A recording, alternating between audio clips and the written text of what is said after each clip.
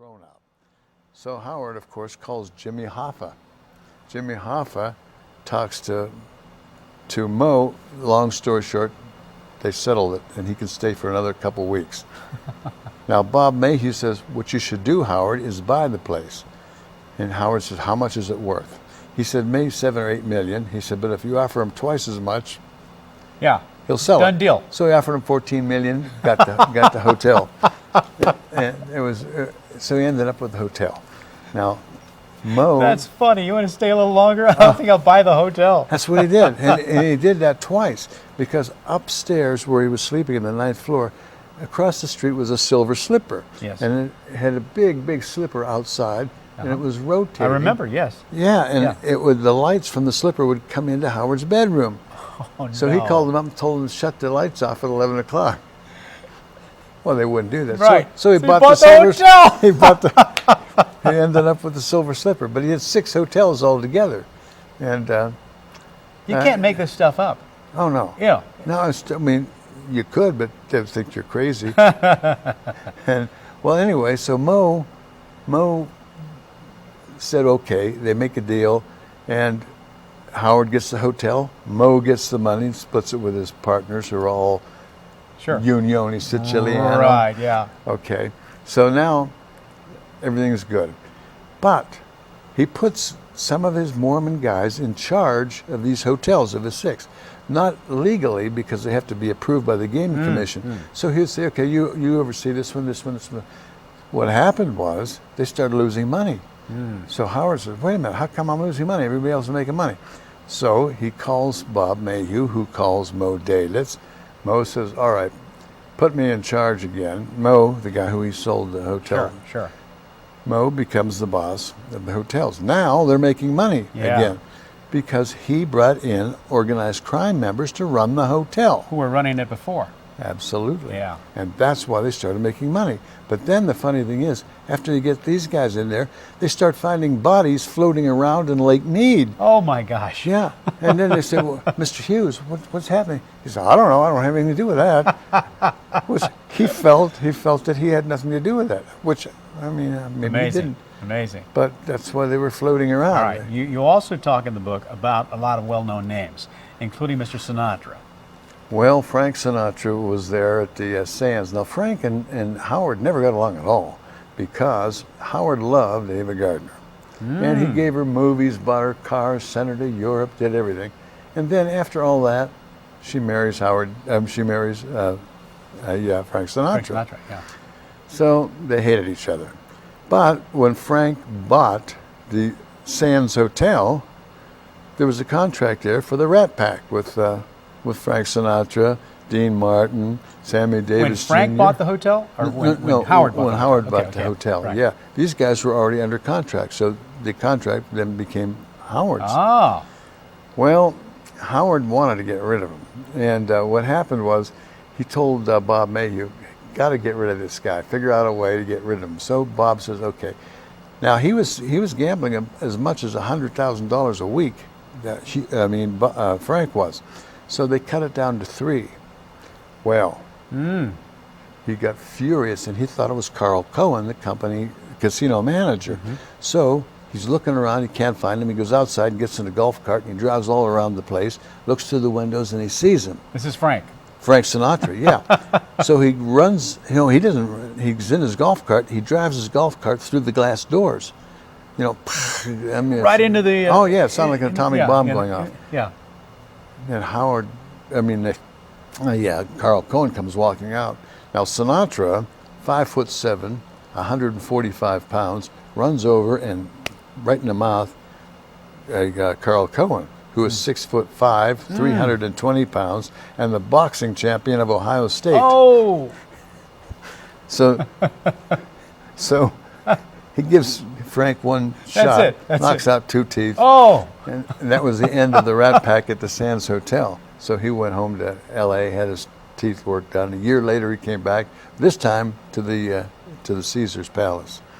And that was Frank's story. That's amazing. That's amazing. And again, this book is chock full. It's an incredibly, I hate to use the the phrase easy read, but it is, because you don't want to put it down, and it's story after story. And usually you start a book from the beginning and you can go in the middle of this book and still enjoy, no matter where it is you are, and you want to go back and revisit these stories. Well, I appreciate that, Sonny. Any other, give me some other celebrities that are connected with Howard Hughes. Oh, well, when he opened the Landmark, that's just one other thing.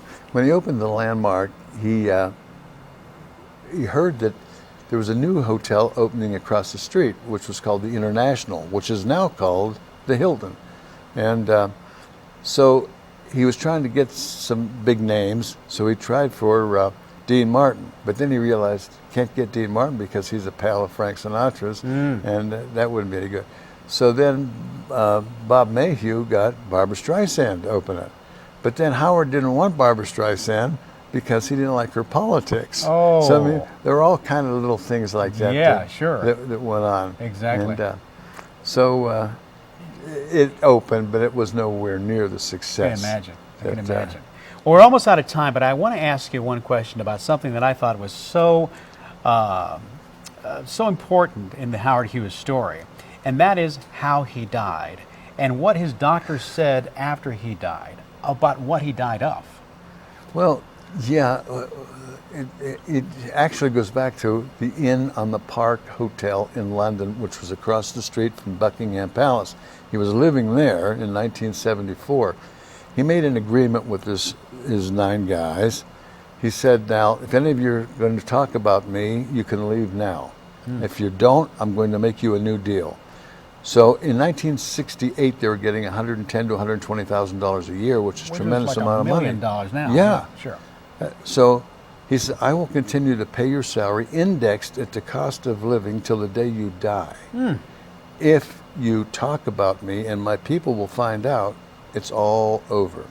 So they went ahead and signed that contract. Some of them now, there's only 5 left, I think. So they're still living and still receiving money And they're from not his estate. talking because and of not that. talking. No. And you weren't one of them. No, I wasn't. I stayed. Otherwise, this would not exist. No, I went to Channel 9 in Los Angeles like an idiot. Okay, so back to the time when his health is failing. Oh, well, see, when he was in London, he did a couple things there. He decided that he was going to fly again because he loved flying. So he bought 2 airplanes. I don't know why he bought 2, but he bought 2. And then he got a pilot because his license expired 30 years ago, or 30 years prior to that. So he got a pilot and took 2 of his Mormons. They decided to fly. They went flying for 3 hours. But what they didn't realize was when Howard got in the plane, he took off all of his clothes except his hat. And he flew completely nude for 3 hours. And then when they landed, he put his clothes back on. And nobody could figure out why. And he did that 3 times. Okay. So he flew for 9 hours altogether. Then he went back to the hotel, had to go to the restroom, slipped and broke his hip. He would not go to the doctor, wouldn't get x-rayed, nothing. And ultimately that deteriorated him. He moved back to Acapulco because the guys wanted to be in Acapulco because it's closer to the United States, and on their days off they could fly to see their wives in Salt Lake City. So, but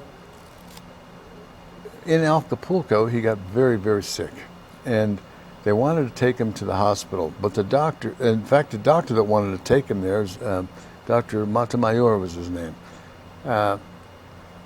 The Mormons wouldn't allow it because there's some kind of a rule that said if this guy dies, or if an American dies, maybe not an American, but if a foreigner dies in Mexico, the Mexican government has a claim on the estate. Oh. So he passed away apparently in Acapulco, and they took him, put him on an airplane. Said he didn't die until he was crossing over Brownsville into Houston, but he was already gone by then. They asked the doctor, Dr. Montemayor, they said, did he die from kidney problems, doctor? And he said, he died of an unusual disease, a disease called neglect. And he just hit the nail right on the head, because when these guys got this money, this agreement, this new contract, well, they figure, why would I have to take care of a sick old man on drugs. When we can make more money or as much money And by see not our even wives, working for them. Yeah. right? Be with our wives and kids back at home. Amazing. So Amazing. I believe. You would have thought somebody as smart as him would have figured that out. Well, yeah, but then again, you see, they really determined how much drugs he would get. Sometimes if they didn't do what he wanted or they wanted, they would say, well, we can't get the drugs today, which was a lie because they got most of the drugs right from the distributors in what is it, I forgot, St. Paul, Minnesota. That's where they came right to the doctors. Because of the 9 guys that he had working for him, the aides, 2 of them were MDs, and one was a cop, a retired cop, and they all had jobs that he needed. But there was one other funny thing that happened with Mo Davis. Mo was sitting at having lunch. In comes Sonny Liston. Sonny Liston has... The boxer. Yeah. He was just coming back. He wanted to get... Because Muhammad Ali took the title from him. So he wanted to come back. He got in an argument with Mo. Mo said, you ought to quit. You're 38 years old. He said, no, I'm only 30. Mo said, hey, don't tell me. I know exactly how old you are. So they get into a big argument, and he calls Mo a bad Jewish name, right? Well, I mean, it's insane. I mean, it's like calling John Gotti a Dago. You mean, you just don't do those kind of things. Sure, yeah. Or pulling the mask off the Lone Ranger. I wouldn't do that either. No, exactly. Well, they get into a big argument, and Sonny looks at Mo Davis and says, Mo, I'll kick your ass. Mo looked at him and he said, well, Sonny, if you do, you better kill me, because I'll pick up this phone and you'll be dead in 24 hours. Sonny thought, oh, this guy's serious. He turned around and he left the Desert Inn. Sonny's wife comes home from shopping in Los Angeles, goes into their condo, into the living room. There's Sonny lying on the living room floor, deader than a doornail. They did an autopsy. The doctor said that it's an obvious mob hit, and it's called a hot shot. Somebody held him in a chair with a gun in his head. Someone hit him in the arm with a hypodermic needle, blew up his heart. This way there's no shells, no rounds, no proof, and it's an obvious mob hit. That's how Sonny Liston died. Unbelievable. And that's how explosive this book is. John Sheridan, thank you so much. Oh, thank you, Sonny. I just can't tell you how fascinating it is to talk to you and to almost like going back into history and seeing the real story, the stories you did not hear about Howard Hughes. Howard Hughes, the Las Vegas years, the women, the Mormons, the Mafia. You'll find more at johnharrissheridan.com.